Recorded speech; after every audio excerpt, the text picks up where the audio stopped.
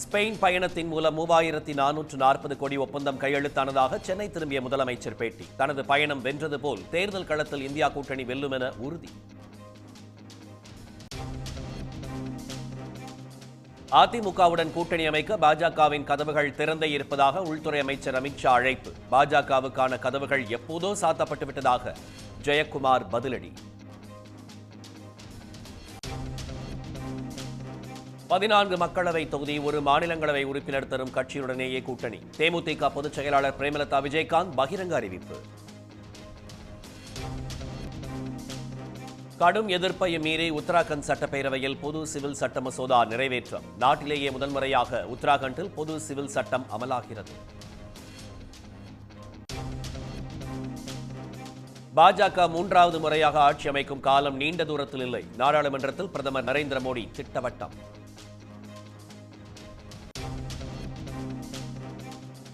சுதந்திரத்திற்கு பிறகும் அடிமை மனோபாவத்தை ஊக்குவித்தது யார் என பிரதமர் மோடி கேள்வி. நீங்கள்தான் என காங்கிரஸ் தலைவர் கார்கே அதிரடி பதில். நாடாளுமன்றத்தை பிரதமர் மோடி இருட்டு அரங்கமாக மாற்றிவிட்டதாக திரிணாமுல் காங்கிரஸ் விமர்சனம். விலைவாசி உயர்வு, வேலைவாய்ப்பின்மை பற்றி பேசாமல் மனதில் தோன்றியதை பிரதமர் பேசியிருப்பதாகவும் கண்டனம். ஒன்றிய அரசை கண்டித்து டெல்லியில் கர்நாடக முதலமைச்சர் சித்தராமையா தலைமையில் எம்பிக்கள் போராட்டம். மாநில அரசின் நிதி நிர்வாகத்தில் தலையிடுவதாக குற்றச்சாட்டு.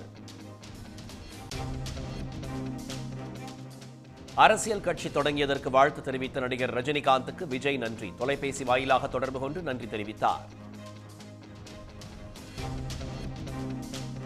கடும் பனிப்பொழிவால் கம்பம் பகுதியில் நெல் விவசாயம் பாதிப்பு. மகசூல் குறையும் அபாயம் உள்ளதால் விவசாயிகள் கவலை. கோவையில் 4 பேரை கட்டி போட்டு கத்தி முனையில் கொள்ளை. கொள்ளை கும்பலை பிடிக்க 6 தனிப்படைகள் அமைப்பு. ஐசிசி டெஸ்ட் தரவரிசையில் வேகப்பந்து வீச்சாளர் பும்ரா முதலிடம். இங்கிலாந்து அணிக்கு எதிராக சிறப்பாக பந்து வீசியதை அடுத்து முன்னேற்றம். ஸ்பெயின் பயணத்தில் 3440 கோடி ரூபாய்க்கான புரிந்துணர்வு ஒப்பந்தங்கள் கையெழுத்தாகியிருப்பதாக முதலமைச்சர் மு க ஸ்டாலின் தெரிவித்துள்ளார். தமிழ்நாட்டிற்கு முதலீடுகளை ஈர்க்கும் வகையில் கடந்த மாதம் 27ஆம் தேதி ஸ்பெயினுக்கு அரசுமுறை பயணம் மேற்கொண்ட முதலமைச்சர் மு க ஸ்டாலின் 9 நாட்கள் பயணத்திற்கு பிறகு மீண்டும் சென்னை திரும்பினார். முதலமைச்சருக்கு அமைச்சர்கள் மாலை மற்றும் சால்வை அணிவித்து உற்சாக வரவேற்பு அளித்தனர்.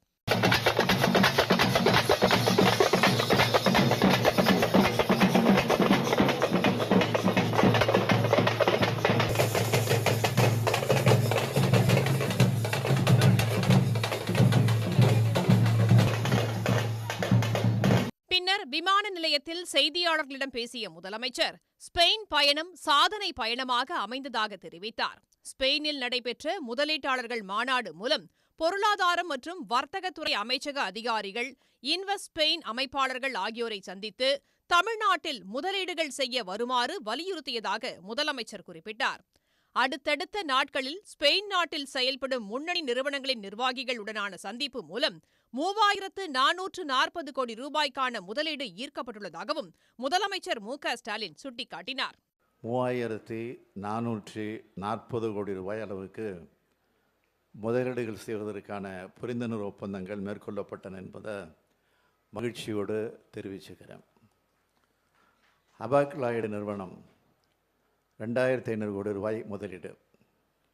எடிபான் நிறுவனம் 540 கோடி ரூபாய் முதலீடு. ரோகா நிறுவனம் 400 கோடி ரூபாய் முதலீடு செய்வதற்காக உறுதியளிச்சிருக்கு. இந்த நிறுவனங்கள் மட்டும் இல்லாமல் மற்ற நிறுவனங்களும் அடுத்தடுத்து எதிர்காலத்தில் தங்களோட முதலீடுகளை மேற்கொள்வாங்கங்கிறத நம்பிக்கை எனக்கு இருக்குது. தமிழ்நாட்டின் தொழில் வளர்ச்சியையும் பொருளாதார மேம்பாட்டையும் புகழ்ந்து நியூயார்க் டைம்ஸ் வெளியிட்டுள்ள செய்தி மகிழ்ச்சி அளிப்பதாக தெரிவித்த முதலமைச்சர், நாடாளுமன்ற தேர்தலுக்கு பிறகே இனி வெளிநாடு பயணம் இருக்கும் என்றும் கூறினார். நாடாளுமன்றத்தில் பிரதமர் உரை நிகழ்த்தியிருக்கிறாரு, பல்வேறு கருத்துக்களை தெரிவிச்சிருக்கிறாரு. அது தொடர்பாக அந்த நிகழ்வெல்லாம் நீங்க பார்த்தீங்களா? பார்த்தேன், படித்தேன், ரசித்தேன், சிரித்தேன். ஏன்னா பிஜேபி தான் எதிர்கட்சி மாதிரியும் காங்கிரஸ் தான் ஆளுங்கட்சி மாதிரியும் அவர் தொடர்ந்து ஆட்சிக்கு வந்ததுலேருந்து அவர் வந்து எதிர்க்கட்சியாக அவர் செயல்பட்டுக்கிட்டு ஆளுங்கட்சியாக இருக்கக்கூடிய காங்கிரஸ் அட்டாக் பண்ணுற மாதிரி பேசிக்கிட்டு இருக்காரு. இதுதான் புரியாத புதிராக இருக்குது. சார், பிரைம் மினிஸ்டர் பேசும்போது 400 இடங்கள்ல கைப்பற்றுவோம் அப்படின்னு சொல்லி எம்பி எலெக்ஷன்ல சொல்லியிருக்காரு. அதை பற்றி உங்கள் கருத்து சார்? மொத்தம் 400 தானா? 543 இடம் இருக்குது. அதையும் கைப்பற்றுவேன்னு சொன்னாலும் ஆச்சரியம் இல்லை. சார், நடிகர் விஜய் கட்சி ஆரம்பிச்சிருக்காரு. எப்படி பார்க்குறீங்க சார்? புது அரசியலுக்கு வந்திருக்காரு. மக்களுக்கு தொண்டாற்ற யார் வந்தாலும் நான் மகிழ்ச்சி அடைவேன். சென்னை விமான நிலையத்தில் இருந்து புறப்பட்ட முதலமைச்சருக்கு சாலையின் வழி நெடுகிலும் மேளதாளம் முழங்க திமுக தொண்டர்கள் உற்சாக வரவேற்பு அளித்தனர். அதிமுக கூட்டணிக்காக பாரதிய ஜனதா கட்சியின் கதவுகள் திறந்தே இருப்பதாக உள்துறை அமைச்சர் அமித்ஷா தெரிவித்த நிலையில் கூட்டணிக்கான கதவு சாத்தப்பட்டு விட்டதாக அதிமுக முன்னாள் அமைச்சர் டி ஜெயக்குமார் தெரிவித்துள்ளார். பாஜகவுடன் எக்காலத்திலும் கூட்டணி இல்லை என்று அதிமுக திட்டவட்டமாக அறிவித்துவிட்ட நிலையில் நாளேடு ஒன்றுக்கு நேற்று பேட்டியளித்திருந்த அமித்ஷா அதிமுக பாஜக கூட்டணிக்கான எல்லா கதவுகளும் திறந்தே இருப்பதாக குறிப்பிட்டார். கூட்டணி குறித்து தீவிரமாக ஆலோசித்து வருவதாகவும் அமித்ஷா தெரிவித்திருந்தார். இந்நிலையில் தஞ்சையில் செய்தியாளர்களிடம் பேசிய அதிமுக முன்னாள் அமைச்சர் டி ஜெயக்குமார் பாஜகவுடனான கூட்டணிக்கான அதிமுகவின் கதவுகள் அடைக்கப்பட்டு விட்டதாக தெரிவித்துள்ளார். எப்போதுமே சரி, எப்போதும் வந்து பிஜேபி கூட்டணி தேவையில்லை என்பது. எனவே அந்த தொண்டர்களுடைய மனநிலை தான் இதே புரட்சித் தலைவர் எம்ஜிஆர் மாளிகையிலே மாவட்ட செயலாளர் தலைமை கழக நிர்வாகி கூட்டத்திலே வந்து அது பிரதிபலிக்கப்பட்டு தீர்மானமாக நிறைவேற்றப்பட்டு அது உலகத்துக்கே அறிவிக்கப்பட்டது. உங்களுக்கும் அது தெரிவிக்கப்பட்டது, ஊடகங்களுக்கு. எனவே அந்த நிலையிலிருந்து எந்த மாற்றமும் இப்போதும் இல்லை, எப்போதும் இல்லை. அதாவது சுருங்க சொன்னோம்னா பிஜேபியோட கூட்டணி இல்லை எந்த காலத்திலும் ஒன்று. அதனால் வந்து அவர்கள் பிஜேபி பொறுத்தவரை திரு அமித்ஷா அவருடைய கருத்தை சொல்லலாம். ஆனால் எங்களுடைய நிலைப்பாடுன்றது அந்த கட்சியோடு எப்போதும் கூட்டணி இல்லைன்றது தான். பாரதிய ஜனதாவுடன் கூட்டணி இல்லை என்பதுதான் அதிமுகவின் நிலைப்பாடு என்ற ஜெயக்குமார் முன்வைத்த காலை பின் வைக்கப் போவதில்லை என்றும் கூறினார். பாஜகவுடன் கூட்டணி இல்லை என்ற முடிவினை தமிழ்நாடு முழுவதும் அதிமுக தொண்டர்கள் பட்டாசுகளை கொளுத்தி கொண்டாடி வருவதாகவும் ஜெயக்குமார் குறிப்பிட்டார். அரசியல் கட்சி தொடங்கியதற்கு வாழ்த்து தெரிவித்த நடிகர் ரஜினிகாந்துக்கு விஜய் நன்றி தெரிவித்துள்ளார். அண்மையில் தமிழக வெற்றிக் கழகம் என்ற அரசியல் கட்சியை தொடங்குவதாக நடிகர் விஜய் அதிகாரப்பூர்வமாக அறிவித்தார். அரசியல் கட்சி தொடங்கி இருந்தாலும் நாடாளுமன்ற தேர்தலில் போட்டியிடவில்லை என்றும் 2026 சட்டமன்ற தேர்தலே தனக்கு இலக்கு என்றும் கூறியிருந்தார். நடிகர் விஜய்க்கு பல்வேறு அரசியல் கட்சித் தலைவர்களும் திரைத்துறை பிரபலங்களும் வாழ்த்து தெரிவித்து வருகின்றனர். அந்த வகையில் நேற்று சென்னை விமான நிலையத்தில் செய்தியாளர்களை சந்தித்த நடிகர் ரஜினிகாந்த் விஜய் அரசியல் கட்சி தொடங்கியதற்கு வாழ்த்து தெரிவித்தார். இந்நிலையில் தனக்கு வாழ்த்து தெரிவித்த ரஜினியை தொலைபேசி வாயிலாக தொடர்பு கொண்டு விஜய் நன்றி தெரிவித்துள்ளார். அமலாக்கத்துறை தொடர்ந்த வழக்கில் டெல்லி முதலமைச்சர் அரவிந்த் கெஜ்ரிவால் வரும் 17ஆம் தேதி ஆஜராக வேண்டும் என்று டெல்லி சிறப்பு நீதிமன்றம் உத்தரவிட்டுள்ளது. டெல்லி மதுபான கொள்கை முறைகேடு வழக்கில் அம்மாநில முதலமைச்சர் அரவிந்த் கெஜ்ரிவாலுக்கு அமலாக்கத்துறை 5 முறை சம்மன் அனுப்பியுள்ளது. ஆனாலும் அவர் அமலாக்கத்துறை முன்பு ஆஜராகவில்லை. இதனை எதிர்த்து டெல்லியில் உள்ள சிறப்பு நீதிமன்றத்தை அமலாக்கத்துறை நாடியது. வழக்கை விசாரித்த நீதிமன்றம் கெஜ்ரிவால் வரும் 17ஆம் தேதி சிறப்பு நீதிமன்றத்தில் ஆஜராக வேண்டும் என்று உத்தரவிட்டுள்ளது.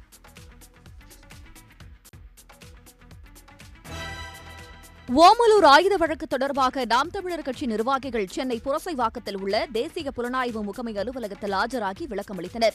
கடந்த 2022ஆம் ஆண்டு மே 19ஆம் தேதி இருசக்கர வாகனத்தில் சென்ற இருவரிடம் இருந்து 2 துப்பாக்கிகள் கைப்பற்றப்பட்டன. இந்த வழக்கு தொடர்பாக யூடியூபர் சாட்டை துரைமுருகன், இசை மதிவாணன் உள்ளிட்ட நாம் தமிழர் கட்சி நிர்வாகிகளுக்கு சொந்தமான இடங்களில் என்ஐஏ அதிகாரிகள் கடந்த 2ஆம் தேதி சோதனை மேற்கொண்டனர். இதில் ஒரு மடிக்கணினி, 7 செல்போன்கள், 4 பென் டிரைவுகள் உள்ளிட்டவை கைப்பற்றப்பட்டன. இதையடுத்து என்ஐஏ அதிகாரிகள் வழங்கிய சம்மனை ஏற்று சாட்டை துரைமுருகன், இசை மதிவாணன், கோவை முருகன் ஆகியோர் தேசிய புலனாய்வு முகமை அலுவலகத்தில் ஆஜராகினர். கோவை தடாகம் அருகே விவசாய தோட்டத்திற்குள் புகுந்து காட்டு யானை ஒன்று அட்டகாசம் செய்தது. கடந்த சில மாதங்களாக தடாகம் சுற்றுவட்டார பகுதிகளில் காட்டு யானைகள் உலா வருவது அதிகரித்துள்ளது. நேற்று பாப்பநாயக்கன் பாளையம் பகுதியில் உள்ள நரசிம்மராஜு என்பவருக்கு சொந்தமான தோட்டத்திற்குள் ஒற்றை காட்டு யானை ஒன்று புகுந்தது. அங்கிருந்த தவிடு, புண்ணாக்கு உள்ளிட்ட தீவனங்களை உண்டு அந்த யானை அட்டகாசம் செய்துள்ளது.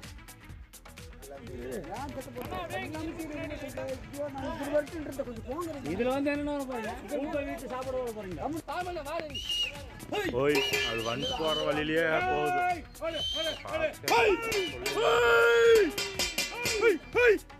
இதுகுறித்து தகவல் அறிந்து வந்த வனத்துறையினர் அங்கு வந்து யானையை வனப்பகுதிக்குள் விரட்டினர்.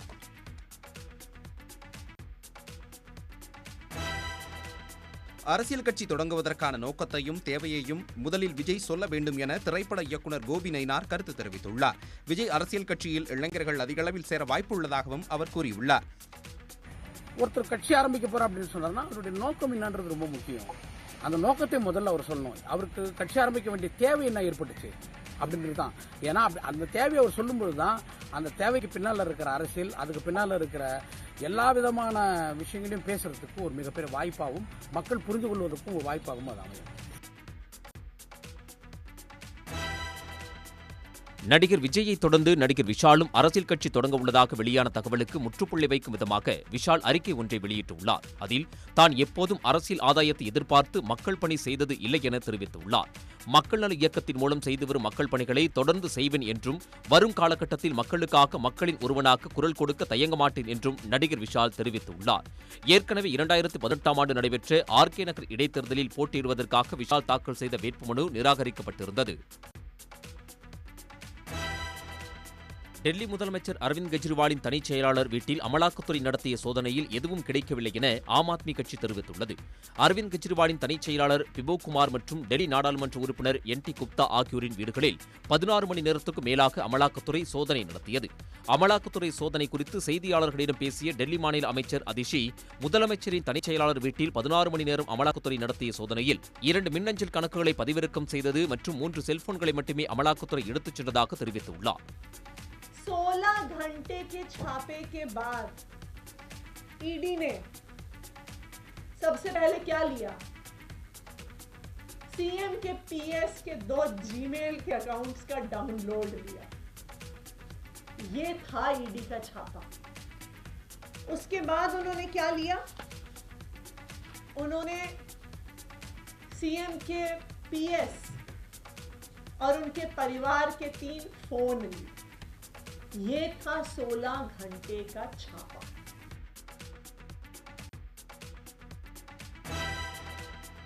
காங்கிரஸ் நாடாளுமன்ற உறுப்பினர் ராகுல் காந்தி மேற்கொண்டு வரும் இந்திய ஒற்றுமை நீதிக்கான பயணம் 25வது நாளை எட்டியுள்ளது.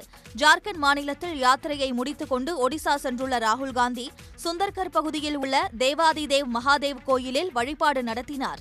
கோவில் நிர்வாகிகள் ராகுல் காந்தியை வரவேற்று சிறப்பு பூஜைகள் நடத்தினர். வழிபாட்டை முடித்துக் கொண்டு ஒடிசாவின் ரோர்கேலா பகுதியில் நீதிக்கான பயணத்தை தொடங்கினார். ஆயிரக்கணக்கான தொண்டர்கள் ராகுல் காந்தியின் பயணத்தில் கலந்து கொண்டு அவருக்கு உற்சாக வரவேற்பு அளித்தனர்.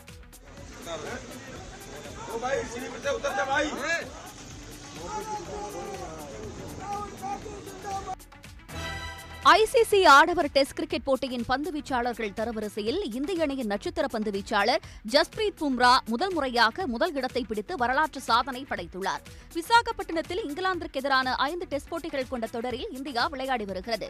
2வது டெஸ்ட் போட்டியில் இரு இன்னிங்ஸ்களையும் சேர்த்து 91 ரன்களை மட்டுமே விட்டுக் கொடுத்து 9 விக்கெட்டுகளை சாய்த்த பும்ரா இந்தியாவின் வெற்றிக்கு வித்திட்டார். இந்நிலையில் ஐசிசி வெளியிட்டிருக்கும் ஆடவர் டெஸ்ட் கிரிக்கெட்டின் பந்துவீச்சாளர்கள் தரவரிசையில் ஜஸ்பிரீத் பும்ரா முதல் இடத்தை பிடித்துள்ளார்.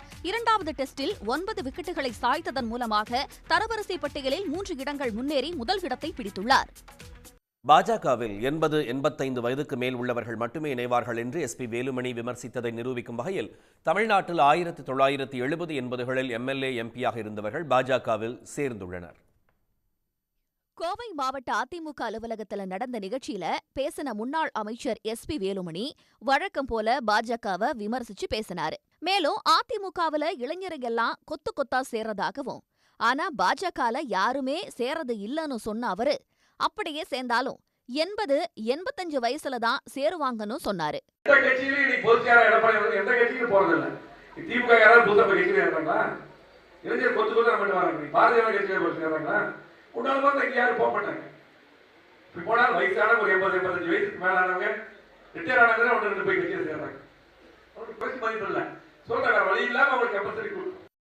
SP வேலுமணி தெரிஞ்சு சொன்னாரா இல்ல அவரு சொன்னது நடந்துச்சான்னு தெரியல. அதிமுக, காங்கிரஸ், திமுகன்னு பல கட்சிகளை சேர்ந்த முன்னாள் MLA MPக்கள் பாஜகல சேர்ந்திருக்காங்க. அவங்க யாருன்னு ஒரு பட்டியலை பாஜக வெளியிட்டுச்சு. அதுல பெரும்பாலானவங்க 1970, 80, 90களில் MLA-வா இருந்தவங்க. குறிப்பா கரூரை சேர்ந்த K. வடிவேலு அதிமுக முதலா பொது தேர்தலை சந்திச்ச 1977ஆம் ஆண்டு தேர்தல்ல கரூர்ல நின்னு ஜெயிச்சவரு. அவருக்கு இப்போ 74 வயசாகுது. இவரு மாதிரியே 1977 தேர்தல்ல அதிமுக சார்பா தேனியில இருந்து ஜெயிச்ச இளையமாறனும், வேடச்சந்தூர்ல இருந்து ஜெயிச்ச MS வாசனும் பாஜகல இணைஞ்சிருக்காங்க. 2006ஆம் வருஷம் சிங்காநல்லூர்ல அதிமுக சார்பா ஜெயிச்ச சின்னசாமிக்கு இப்ப வயசு 85. அதே போல 1980, 84, 89 போன்ற ரொம்ப வருஷங்களுக்கு முன்னாடி நடந்த தேர்தல்ல நின்னு ஜெயிச்சவங்க எல்லாம் டெல்லியில நடந்த விழாவில பாஜகவுல சேர்ந்திருக்காங்க. இதுக்கு அப்புறம் செய்தியாளர்கிட்ட அவங்க பேச வரும்போது யாரு முதல்ல பேசுறதுன்னு அவங்களுக்குள்ளேயே குழப்பம் வந்துடுச்சு. இதனால கொஞ்ச நேரம் சலசலப்பு ஏற்பட்டுச்சு. நான் தான் நியூ ஜாயினர் இன்சார்ஜ், அதனால வந்து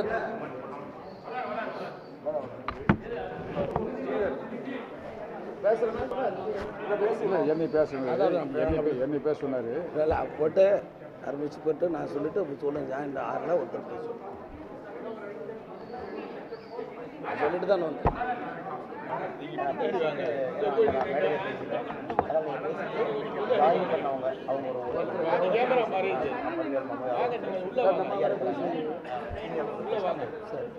மாற்றுக் கட்சியில இருந்து பாஜகவுல சேர்ந்தவங்க அனைவரும் வர தேர்தல்ல தமிழ்நாட்டுல மோடியோட கரத்தை வலுப்படுத்துவோன்னு சொல்லியிருக்காங்க.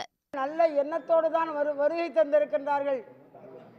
நிரந்தர பிரதமர் பாரதிய ஜனதா தலைவர் நரேந்திர மோடி அவர்களுடைய சேவையையும் மக்களுக்கு காட்டுகின்ற அன்பையும் கண்டுதான் இன்றைக்கு அனைத்து இந்திய அண்ணா திராவிட முன்னேற்ற கழகத்திலிருந்தும் திராவிட முன்னேற்ற கழகத்திலிருந்தும் பிரிந்து பாரதிய ஜனதா கட்சிக்கு இன்றைக்கு வருகை தந்து பணியாற்ற இன்முகத்தோடு இன்றைக்கு வருகை தந்திருக்கின்றார்.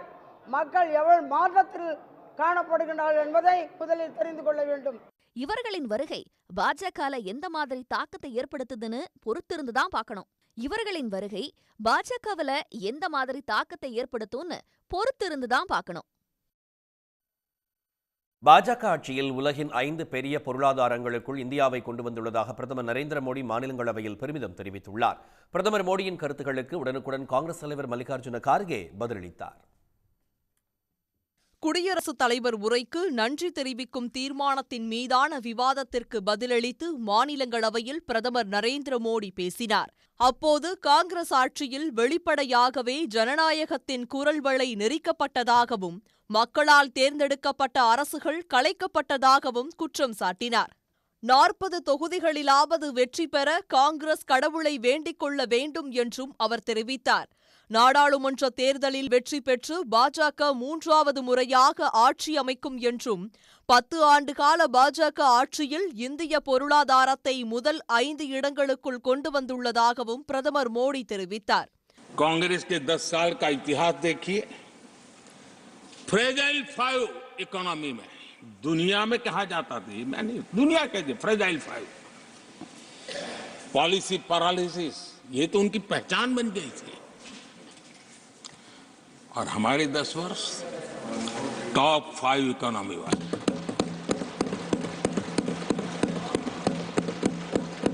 हमारे बड़े और निर्णायक फैसलों के लिए 10 साल याद किए.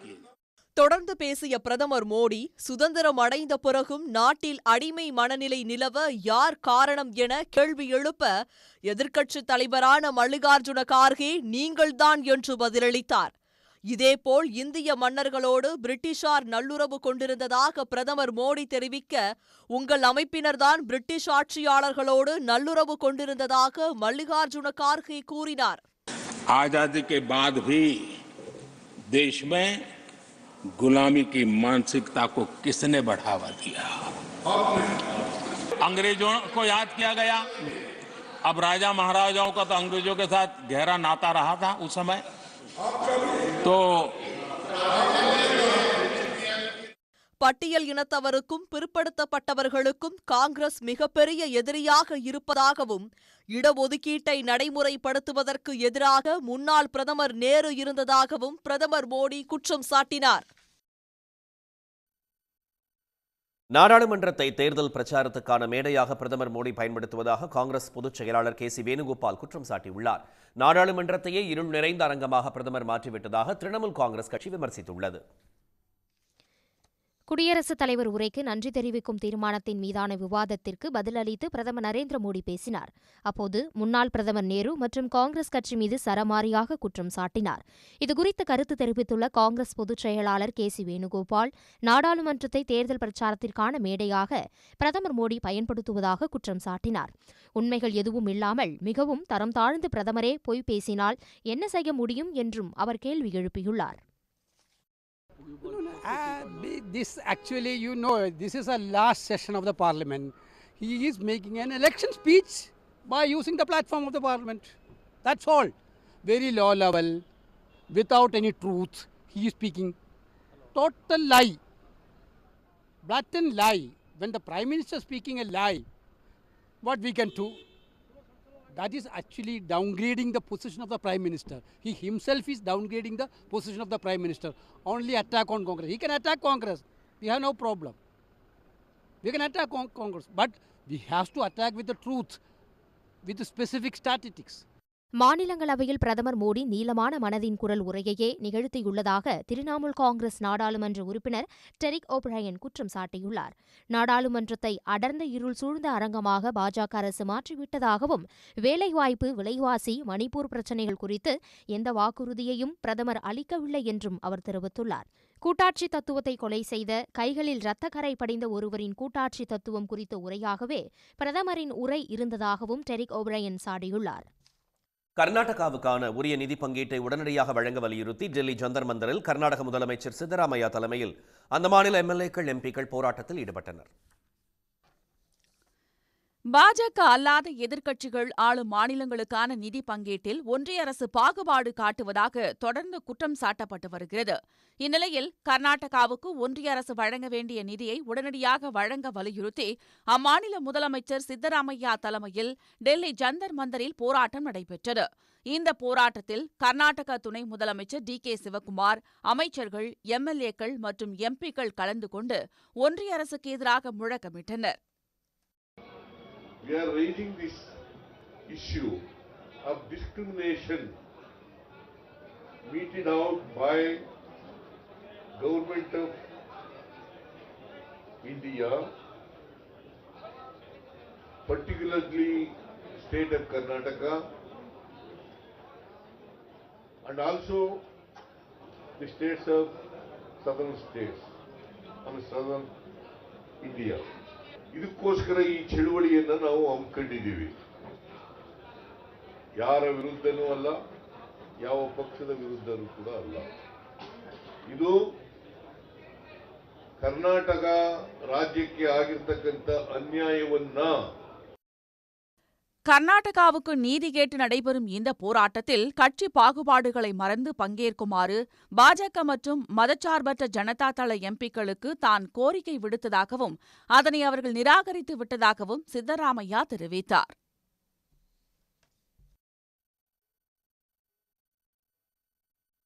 ஒன்றிய அரசு தாக்கல் செய்துள்ள இடைக்கால பட்ஜெட்டில் ஒன்றும் இல்லை என்று தமிழ்நாட்டைச் சேர்ந்த எம்பிக்கள் விமர்சித்துள்ளனர். சாமானிய மற்றும் நடுத்தர மக்களின் எதிர்பார்ப்புகள் எதுவும் பூர்த்தி செய்யப்படவில்லை என்று அவர்கள் கூறியுள்ளனர். மக்களவையில் இடைக்கால நிதிநிலை அறிக்கை மீதான விவாதத்தில் பங்கேற்று பேசிய காங்கிரஸ் எம்பி ஜோதிமணி, ஒன்றிய பாஜக ஆட்சியில் விவசாய கடன்கள் ரத்து செய்யப்படவில்லை என்று சாடினார். பெட்ரோல், டீசல், எரிவாயு விலை குறைக்கப்படும் என்று எதிர்பார்த்திருந்த சாமானிய மற்றும் நடுத்தர மக்களின் எதிர்பார்ப்புகள் எதுவும் நிறைவேற்றப்படவில்லை என்று திமுக நாடாளுமன்ற உறுப்பினர் தமிழச்சி தங்கபாண்டியன் தெரிவித்தார். ஒன்றிய பட்ஜெட்டில் சாதி என்ற சொல் இடம்பெற்றதற்கு அவர் தனது கண்டனத்தை பதிவு செய்தார். பாஜக அளித்த தேர்தல் வாக்குறுதிகளில் எவையெல்லாம் நிறைவேற்றப்பட்டுள்ளன என்பது குறித்து ஒன்றிய அரசு வெள்ளை அறிக்கையை வெளியிட வேண்டும் என்று இந்திய கம்யூனிஸ்ட் கட்சி எம்பி சுப்பராயன் வலியுறுத்தியுள்ளார். மாண்புமிகு நிதியமைச்சர் அவர்கள் தனது பட்ஜெட் உரையில் ஏழைகள், பெண்கள், இளைஞர்கள், விவசாயிகள் ஆகியோர் மீது கவனம் செலுத்துவதாக சொன்னார்கள். இதைவிடவும் ஒரு பொய் இருக்க முடியுமா? உங்கள் பொற்கால ஆட்சியில் விவசாய கடன்கள் ரத்து செய்யப்படவில்லை. விவசாயிகளின் தற்கொலை அதிகரிக்கிறது. விவசாய வருமானத்தை இரட்டிப்பாக்கும் கம்பி கட்டும் கதைகள் காற்றில் கரைந்து கொண்டிருக்கின்றன. வருடத்திற்கு 2 கோடி வேலை வாய்ப்புகள் என்ற வாக்குறுதி பற்றி மறந்தும் கூட பிரதமர் வாய் திறப்பதில்லை. நம்முடைய மாண்புமிகு நிதியமைச்சர் அவர்களுக்கு ஒரு கண்டனத்தை பதிவு செய்ய விரும்புகின்றேன். மாண்புமை நிதியமைச்சர் அவர்கள் இந்திய நாட்டினுடைய இந்த நிதிநிலை அறிக்கையிலே இந்த நிதிநிலை அறிக்கை மகளிர், ஏழைகள், உழவர்கள், இளைஞர்கள் இந்த 4 பேருக்கும் 4 பிரிவினருக்கும் முக்கியத்துவம் கொடுக்கின்ற வகையிலே அமைக்கப்பட்டிருக்கும் என்று சொல்கின்ற அந்த வேளையிலே இந்த 4 பிரிவினரையும் 4 சாதிகள் என்று குறிப்பிட்டிருக்கின்றார். இந்திய அரசினால் தயாரிக்கப்படுகின்ற சோசியலிசம், செக்யூலரிசம் என்பதை நம்முடைய அரசியல் சாசனத்தின் அடிப்படையிலே வைத்திருக்கின்ற இந்த அரசினுடைய இடைக்கால நிதி அறிக்கையிலே மிக பிற்போக்குத்தனமான, கண்டிக்கத்தக்க, வர்ணாசிரம அந்த இதனை சுட்டுகின்ற சாதி என்கின்ற அந்த சொல் இருப்பது கண்டனத்திற்கு உரியது. உங்கள் வாயிலாக நிதி அமைச்சருக்கு இதனை தெரிவித்து அவர் இதனை மாற்றுவார் என்று நான் உறுதியாக நம்புகின்றேன்.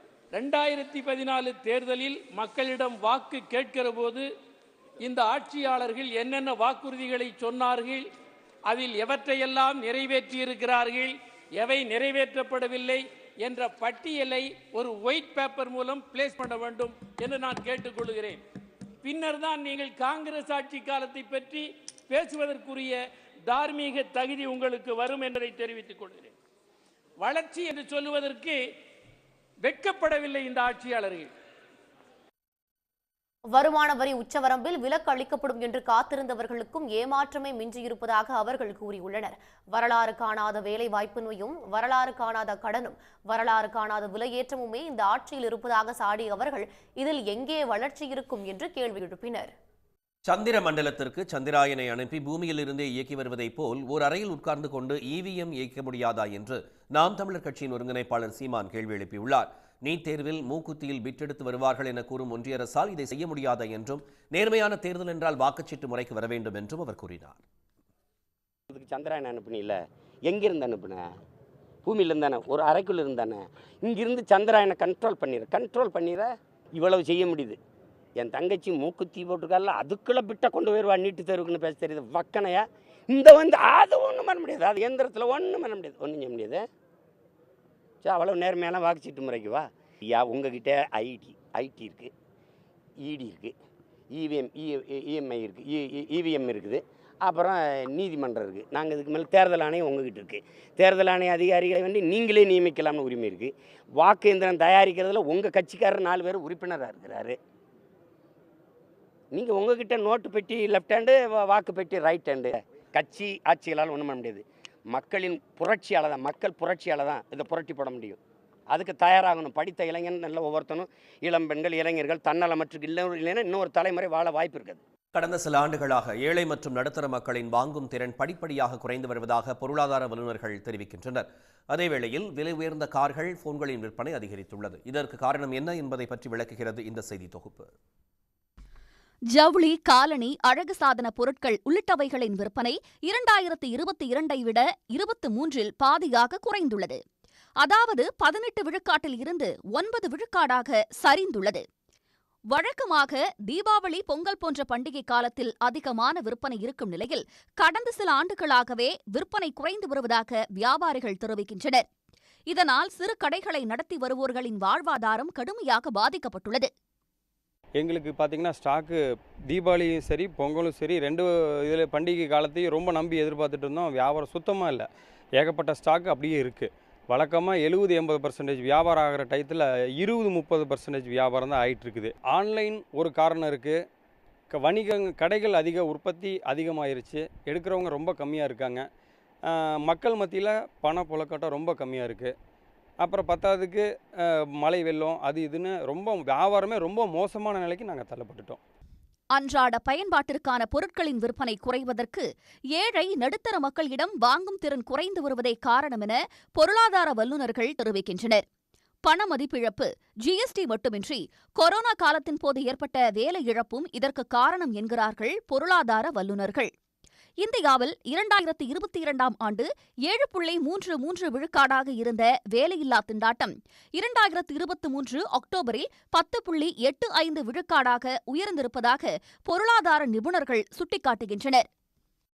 பல்வேறு நிறுவனங்களில் ஆட்குறைப்பு, ஊதிய உயர்வு வழங்குவது நிறுத்தம் போன்றவை தொடர்வதால் அடுத்த சில மாதங்களுக்கும் இதே நிலை தொடரும் என கூறப்படுகிறது.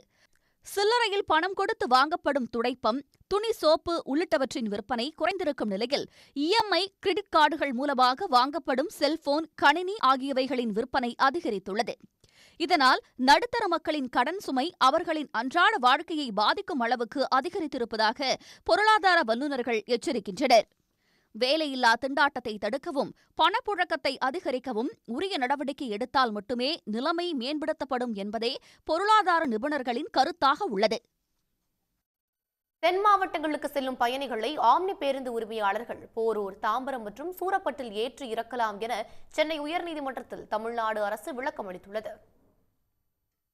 ஆம்னி பேருந்துகளை சென்னை கிளாம்பாக்கத்திலிருந்து மட்டுமே இயக்க வேண்டும் என்ற அரசின் உத்தரவை எதிர்த்து ஆம்னி பேருந்து உரிமையாளர்கள் உயர்நீதிமன்றத்தில் மனு தாக்கல் செய்தனர். ஆம்னி பேருந்துகளின் செயல்பாட்டு மையங்கள் கோயம்பேட்டில் அமைந்துள்ளதால் அங்கிருந்து பயணிகளை ஏற்றி இறக்க அனுமதிக்க வேண்டும் என்று ஆம்னி பேருந்து நிறுவனங்கள் கோரிக்கை விடுத்தனர். இந்த வழக்கில் ஆஜரான தமிழக அரசின் தலைமை வழக்கறிஞர் BS ராமன், தென் மாவட்டங்களுக்கு செல்லும் பயணிகளை போரூர், தாம்பரம் மற்றும் சூரப்பட்டில் ஏற்றி இறக்க அனுமதி அளிக்கப்படும் என்று விளக்கமளித்தார். ஜட்ஜஸோட வியூ வந்து in order to curtail the traffic and other pollution aspect படி ஃபியூ பிக்கப் பாயிண்ட்ஸ் கொடுக்கலாம். ஆம்னி பஸ் ஆப்ரேட்டர்ஸ்க்கு வந்து சென்னை பேசஞ்சர்ஸ் வந்து ஈஸியாக for the ease of the traffic வந்து இது பண்ணுறதுக்காக ஃபியூ பிக்கப் பாயிண்ட்ஸ் கொடுங்க. Why don't you consider giving them few pickup points inside the Chennai city itself அப்படின்ற மாதிரி ஜட்ஜஸோட மைண்ட் இருக்குது. ஏன்னா பப்ளிக்கும் லார்ஜராக இருக்காங்க. Because they will be carrying their luggages and everything. So அவங்களோட வெல்ஃபேரும் கன்சர்ன் பண்ணி நீங்கள் ஒரு 4-5 பிக்கப் பாயிண்ட் வந்து சென்னை சிட்டிக்குள்ளேயே கொடுங்க, டைம் பீயிங் டெம்பரரி மெஷரா அப்படின்ற மாதிரி கவர்மெண்ட்டுக்கு சஜஸ்ட் பண்ணியிருந்தாங்க. இருதரப்பு வாதங்களை பதிவு செய்த நீதிபதி மஞ்சுளா, சென்னைக்குள்ளேயே பயணிகளை ஏற்றிச் செல்ல அனுமதி வழங்கினால் கிளாம்பாக்கம் செல்வதற்கு முன்னதாகவே பேருந்து நிரம்பிவிடும் என்றும், அதனால் கிளாம்பாக்கம் பேருந்து நிலையம் கொண்டு வந்ததற்கான நோக்கம் வீணாகிவிடும் என்றும் கருத்து தெரிவித்தார். இதையடுத்து ஆம்னி பேருந்துகள் செல்ல அனுமதிக்கப்பட்ட வழித்தடங்கள் கொண்ட வரைபடத்தை தாக்கல் செய்ய வேண்டும் என்று அரசுக்கு உத்தரவிட்ட நீதிபதி வழக்கு விசாரணையை பிப்ரவரி 9 தள்ளி வைத்தனர். 14 மக்களவை தொகுதிகள் மற்றும் ஒரு மாநிலங்களவை சீட் வழங்கும் கட்சியுடனேயே கூட்டணி அமைக்கப்படும் என்று தேமுதிக பொதுச் செயலாளர் பிரேமலதா விஜயகாந்த் தெரிவித்துள்ளார். நாடாளுமன்ற தேர்தலை எதிர்கொள்வது தொடர்பாக சென்னை கோயம்பேட்டில் உள்ள தேமுதிக தலைமை அலுவலகத்தில் கட்சியின் பொதுச் செயலாளர் பிரேமலதா விஜயகாந்த் தலைமையில் மாவட்ட செயலாளர்களுடன் ஆலோசனைக் கூட்டம் நடைபெற்றது. கூட்டத்திற்கு பிறகு செய்தியாளர்களை சந்தித்த அவர், 2014 நாடாளுமன்ற தேர்தலில் தேமுதிகவுக்கு வழங்கப்பட்டது போன்று எந்த கட்சி 14 மக்களவை தொகுதிகள் மற்றும் ஒரு மாநிலங்களவை சீட் தருகின்றதோ அந்த கட்சியுடனேயே கூட்டணி அமைக்கப்படும் என்றார். இதுவரை எந்த கட்சியுடனும் கூட்டணி குறித்து பேசவில்லை என்றும், யாருடன் கூட்டணி என்பது குறித்தும், எந்த தொகுதிகளில் போட்டியிட உள்ளோம் என்பது குறித்தும் முடிவெடுக்க குழு அமைக்கப்படும் என்றும் தெரிவித்தார். 14+1 2014 தேசிய முற்போக்கு திராவிட கழகத்திற்கு தந்தது போல 14 பாராளுமன்ற தொகுதியும் ஒரு ராஜ்யசபாவும் யார் தருகிறார்களோ அந்த கட்சியோட தான் நம்ம கூட்டணி போகணும் அப்படின்னு சொல்லி ஒட்டுமொத்த மாவட்ட கழக செயலாளர்கள் சொல்லியிருக்காங்க. அதனால் நிச்சயமாக நாங்கள் அதற்கான முயற்சியை தான் எடுப்போம், பொறுத்திருந்து பார்ப்போம். யார் போட்டியிட போகிறார்கள், எந்த தொகுதியில் போட்டியிட போகிறோம், எந்தெந்த சீட்டு அப்படின்றது எல்லாமே இனிமேல தான் நாங்கள் யோசிக்க போகிறோம், டிஸ்கஸ் பண்ண போகிறோம், டிசைட் பண்ண போகிறோம். வரும் 12ஆம் தேதி தேமுதிக கொடிநாள் அனுசரிக்கப்படும் என்றும், விஜயகாந்திற்கு நினைவஞ்சலி செலுத்தும் விதமாக பொதுக்கூட்டங்கள் நடத்தப்படும் என்றும் கூறிய பிரேமலதா, அதற்குள் கூட்டணி நிலைப்பாடு குறித்து அறிவிக்கப்படும் என்றார். தமிழ்நாட்டிற்கு வெள்ள நிவாரணத்தை விடுவிக்காமல் ஒன்றிய நிதியமைச்சர் வன்மத்துடன் பேசி வருவதாக திமுக நாடாளுமன்ற உறுப்பினர் தயாநிதி மாறன் குற்றம் சாட்டியுள்ளார். மக்களவையில் பட்ஜெட் மீதான விவாதத்தில் பங்கேற்று பேசிய அவர், ஒன்றிய அரசின் இடைக்கால பட்ஜெட் வெறும் கண் துடைப்பாக உள்ளது என்று கூறினார். தமிழ்நாட்டிற்கு வெள்ள நிவாரணத்தை விடுவிக்காமல் ஒன்றிய நிதியமைச்சர் நிர்மலா சீதாராமன் வன்மத்துடன் பேசி வருவதாக தயாநிதி மாறன் குறிப்பிட்டார். ராணுவத்துறை அமைச்சர் ராஜ்நாத் சிங் வந்தார், பார்த்தார். ஏன் நிதியமைச்சர் நிர்மலா சீதாராமன் வந்தார்கள், பார்த்தார்கள், கையை சேர்த்தார்கள், வெறும் வாய்ப்பேச்சு பேசினார்கள், இன்டர்வியூ கொடுத்தார்கள், ₹1 தர வக்கில்லாமல் சென்று விட்டார்கள். பிரதமர் அவர்களே, உங்க தாத்தா வீட்டு காசான்னு கேட்டார். அப்போ நிர்மலா சீதாராமனுக்கு அறிவுரை சொல்ல நேரம் இல்லையா? நான் கேட்கிறேன், நிர்மலா சீதாராமன் அவர்களே, உங்க ஆத்தா வீட்டு காசெல்லாம் சொல்றீங்களே, நான் திருப்பி கேட்டேன், உங்க தோப்புனார் வீட்டு காசையா நான் கேட்டோம்னு கேட்டால் நல்லா இருக்குமா? இருக்காதுல்ல. அதேதான் உங்கள் பேச்சில் வன்மம் இருக்கிறது. அதை நாங்கள் கண்டிக்கின்றோம். ஒன்றிய அரசின் பட்ஜெட்டால் ஏழைகளுக்கு எந்த பயனும் கிடைக்கவில்லை என்று அவர் கூறினார். நிதிநிலை அறிக்கையில் பிரதான செலவினங்களுக்கு முன்னுரிமை அளித்துவிட்டு சமூக நலத்திட்டங்களை பின்னுக்கு தள்ளிவிட்டதாக அவர் குறிப்பிட்டார். குறிப்பாக சமூக நலத்திட்டங்கள், உணவு மானியம், விவசாயிகளுக்கான உர மானியங்கள் குறைக்கப்பட்டு இருப்பதாக தயாநிதி மாறன் தெரிவித்தார். உடனுக்குடன் செய்திகளை தெரிந்து கொள்ள சன் நியூஸ் பெல் ஐகானை கிளிக் பண்ணுங்க.